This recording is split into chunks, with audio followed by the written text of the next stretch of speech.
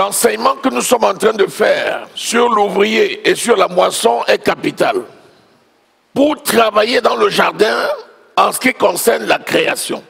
Rappelez-vous que Adam est créé à la fin et établi par Dieu comme administrateur de ses biens. Rappelez-vous qu'il a soufflé sur Adam.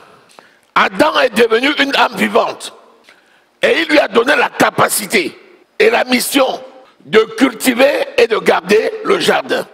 Voilà la première chose que Dieu a confiée à Adam, le travail.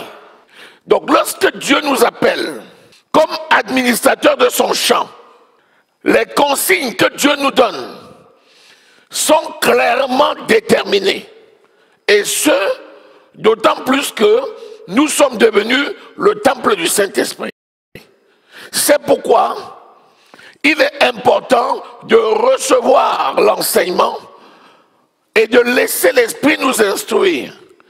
Parce que personne ne pourra expliquer qu'il n'a pas cultivé le champ de Dieu comme il faut. D'autant plus que le Saint-Esprit est venu habiter en nous. Attention, le fruit que nous produisons doit être proportionnel à la qualité du roi qui nous a donné la compétence de produire. La sémence qui a été donnée, c'est une création parfaite de Dieu. Parce que Christ, qui est la sémence de Dieu, est né dans notre cœur. Il nous a donc donné par son esprit la capacité à faire ce qui est parfait, à l'image de Dieu. C'est pour ça qu'il nous a appelés ambassadeurs.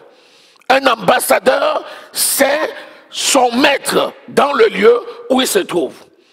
L'attribut que nous avons eu, 2 Jean, 2 Corinthiens 5:20, nous faisons nos fonctions d'ambassadeurs, c'est-à-dire là où nous sommes, Christ est. Et donc, la capacité que Christ a eue d'engendrer des nations, comme nous voyons aujourd'hui, la même capacité nous l'avons eue pour porter des fruits dignes des ambassadeurs de Dieu. Alléluia. De toutes les façons, tu ne peux jamais produire le fruit si tu ne travailles pas. Nous avons dit qu'il y avait dans le processus de la production 4 étapes. L'appel. C'est important d'être formé. Un seul critère pour l'appel, la grâce. Donc, premièrement, l'appel. Deuxièmement, la formation. Celui qui est appelé n'est pas formé. C'est la raison pour laquelle il a besoin d'être formé. Et c'est pour cette raison-là que Dieu associe à son appel son formateur. Dieu confie, il confirme l'appel de quelqu'un par le ministre qu'il a chargé de l'instruire. C'est pourquoi il y a cette relation. Sinon, l'appel, c'est une histoire entre 2 personnes. Toi et ton Dieu, le cœur à cœur. Il n'y a pas une 3e personne. La 3e personne, c'est celui à qui Dieu confie le secret et confirme l'appel et qui va accompagner. Ce que tu fais pour le Seigneur, ce n'est pas forcément agréable, mais tu le fais. Et c'est ça, s'aimer avec larmes. Là où les gens fuient, tu viens. Là où personne ne porte la vie, tu apportes la vie. Une ville où personne ne veut prêcher parce que les gens ont honte de l'évangile, tu t'en vas au plein milieu du marché et tu leur dis Jésus est Seigneur. C'est ça, s'aimer avec larmes. On te donne des coups, on t'insulte, on crache sur toi, mais tu fais l'œuvre de Dieu. C'est ça, s'aimer avec larmes. Romains 1,16 dit, je n'ai pas honte de l'évangile, car c'est la puissance de Dieu pour le salut de quiconque croit. Le voyage missionnaire de Paul, nous avons vu comment il a souffert. Il a été battu, laissé pour mort. Mais l'onction de Dieu lui a redonné la vie. Et il est retourné partout où on l'avait battu. Et il a fortifié les églises. Et il a implanté les églises. Et il a prié pour les anciens avant de partir. C'est pour ça qu'il dit, la couronne de justice m'est réservée. J'ai fini ma course. Le Seigneur me l'a fait connaître. Tu ne peux pas remporter une victoire si tu n'as pas s'aimé. Avant que Joseph ne devienne le premier ministre en Égypte, regardez-moi la souffrance. Il a payé le prix. Et dans les souffrances, c'est l'esprit qui l'a soutenu. il y a eu beaucoup de pièges. Mais Joseph s'en est sorti. Regarde Daniel, Daniel au chapitre 9, 10. Il était déjà gouverneur. Lorsqu'on a tendu des pieds, tu ne dois pas avoir honte de ton Dieu. Tu ne dois pas cacher ta Bible. Tu ne dois pas arrêter de servir Dieu. Parce qu'il y a des menaces. On l'a jeté dans la fosse aux lions. Les lions ne l'ont pas touché. Les amis, on les a jetés dans la fournaise ardente. Le feu ne les a pas brûlés. Ne vous y trompez pas. Si quelqu'un ne s'investit pas dans l'œuvre de Dieu, il ne peut pas moissonner. Il y a des principes qui régissent la vie. La lumière, qui est la parole de Dieu dans notre esprit. Quand la parole de Dieu vient dans ton esprit, ça brille dans ton esprit. Quand tu dis que la lumière soit, la lumière est. Pourquoi? Parce que l'esprit de Dieu habite en toi. Le principe de la lumière. Tu ne dis pas au nom de Jésus que Paul prêche. Non, tu dis au nom de Jésus. Les démons s'enfuient. Les malades guérissent. Les sourds entendent. Les aveugles voient. Les stériles enfantent. Parce que tu n'as pas honte de l'évangile. Mais si tu rases les murs, si tu te caches, tu refuses de servir le Seigneur. Tu cherches la masse. Parce que dans la masse, tu peux opérer sans qu'on ne te voie. Une dame m'a appelé et dit, j'ai des problèmes, je sais que si tu pries pour moi, je vais guérir. J'ai dit, viens, je vais prier pour toi et tu vas guérir. Elle dit, non, je ne vais pas venir à l'église. J'ai dit, pourquoi? Elle dit, quand je viens à l'église, les gens vont me voir. J'ai dit, alors, si les gens te voient, ça fait quoi? Elle dit, non, moi, j'aime aller là où il y a beaucoup de monde. Comme ça, je viens, quand le culte a commencé, je me mets quelque part, et avant que le culte finisse, je m'en vais, pour ne pas avoir des problèmes. Tu es quel serviteur de l'Éternel? Il nous a sortis du monde, pour nous mettre à part. Il nous a sortis des ténèbres, pour nous mettre à la lumière. Et toi, tu fuis la lumière, pour entrer dans les ténèbres. Ce qui est ténèbres est ténèbres. Ce qui est lumière est lumière. Elle dit, je préfère que tu pries pour moi en secret. J'ai dit, je ne prierai pas pour toi en secret. Elle n'est pas venue. J'ai dit, reste avec tes démons. On ne peut pas avoir honte de Jésus et recevoir de Jésus. Non, non, non. La lumière, c'est un principe divin.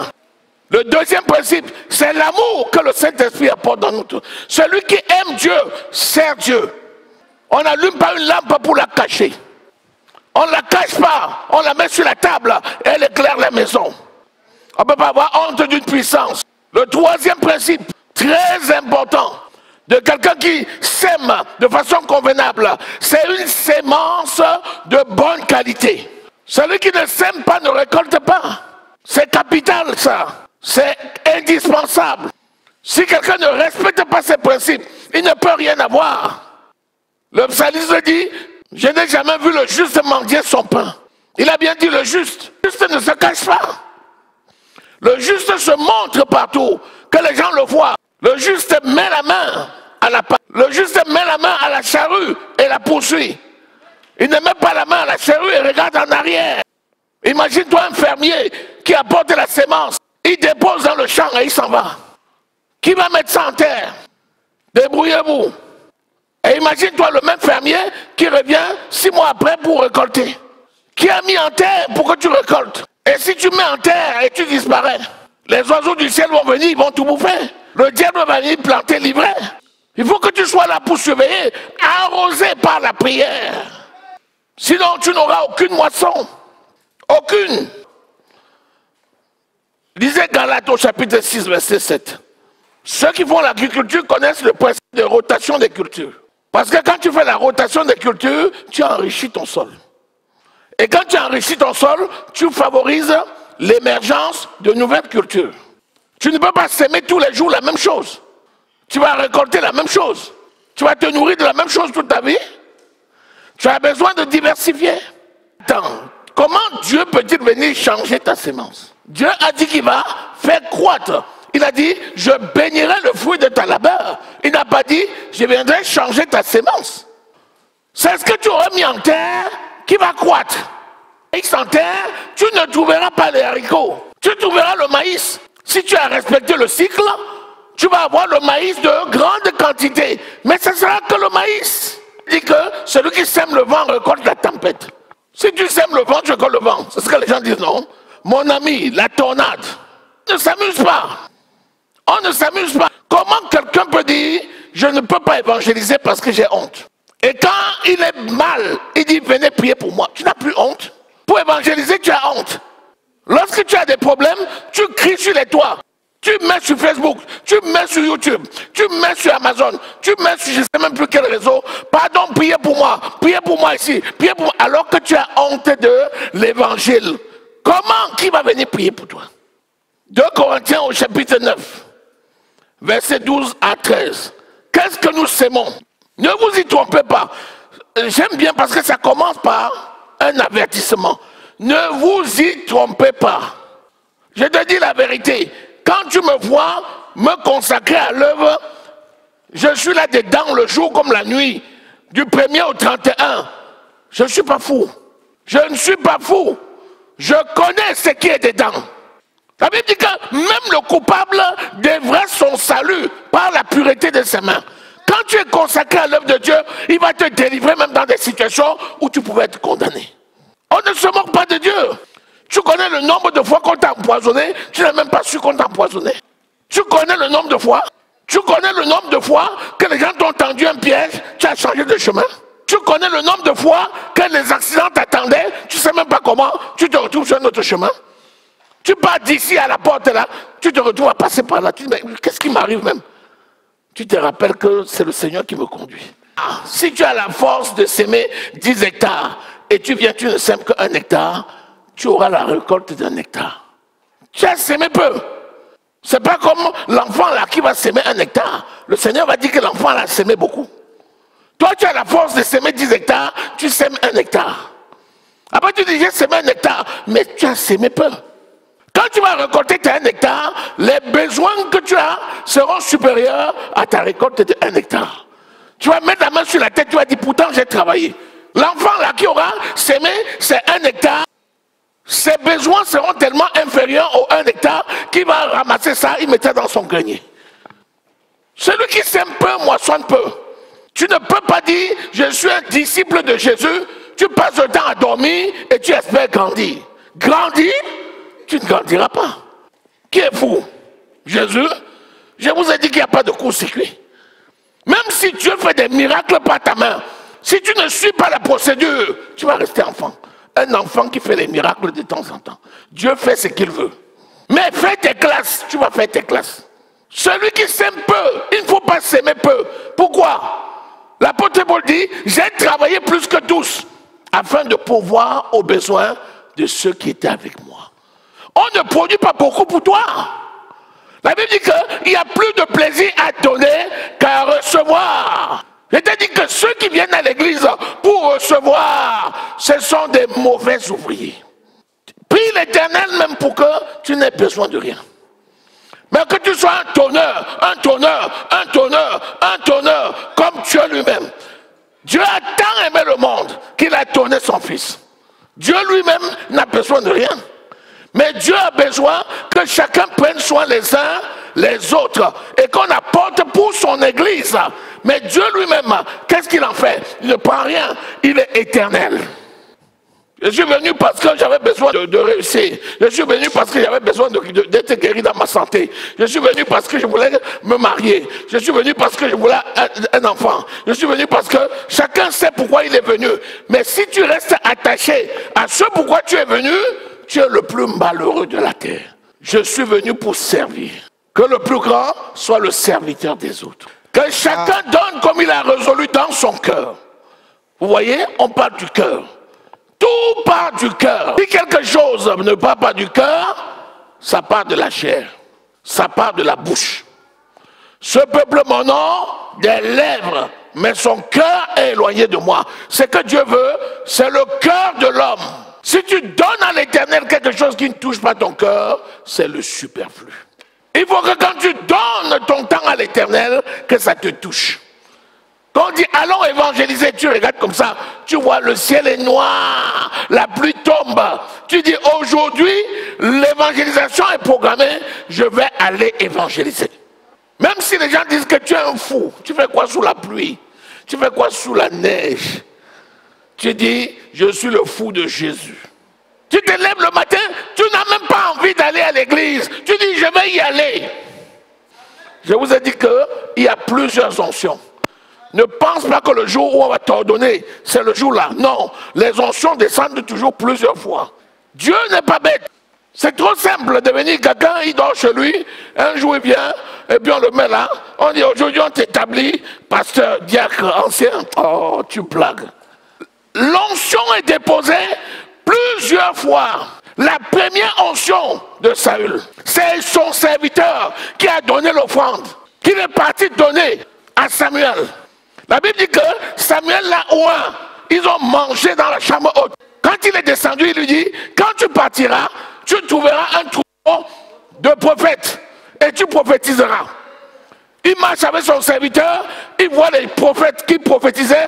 Dès qu'il entre, il commence à prophétiser. Et c'était la seule fois qu'il a prophétisé dans sa vie. Il a été oint 3 fois. Les onctions sont multiples. Tu ne viens pas à l'église. Tu ne viens pas dans les formations. Tu ne viens pas dans les séminaires. Tu viens, tu arrives à la porte et tu t'en vas. Est-ce que tu connais ce que le Saint-Esprit a préparé pour toi? Des grandes choses. C'est le Saint-Esprit qui commande. C'est par étapes. Le Seigneur a visité Paul lui-même sur la route de Damas. Lui-même, Paul pouvait dire c'est fini. Le Seigneur lui-même. Est-ce que ça empêchait que quand il était chez Simon, le Seigneur envoie Ananias qui lui a imposé la main pour qu'il voie et qu'il soit baptisé? Et il revient avec Barnabas à l'église d'Antioche. Et c'est là-bas qu'on lui impose la main à la demande du Saint-Esprit pour qu'il commence son voyage missionnaire. On ne sert pas Dieu comme si on servait un homme. Quand on sert Dieu, on sert Dieu. Si tu regardes un homme quand tu sers Dieu, tu vas te décourager. C'est pour ça que dans les églises, il y a un silence. Les gens viennent quand ils veulent, ils partent quand ils veulent. Comment quelqu'un peut me dire, je sais tout ce que tu as fait pour moi. Si j'étais offensé, pardonne-moi. Mais tu as un problème. Comment tu sais tout ce que j'ai fait pour toi? Comment tu sais? C'est le Saint-Esprit qui t'a révélé. Comment tu sais que tu m'as offensé? Mais encore faut-il que la personne soit là. Tu vois, quelqu'un il te dit, je sais le Seigneur depuis 40 ans.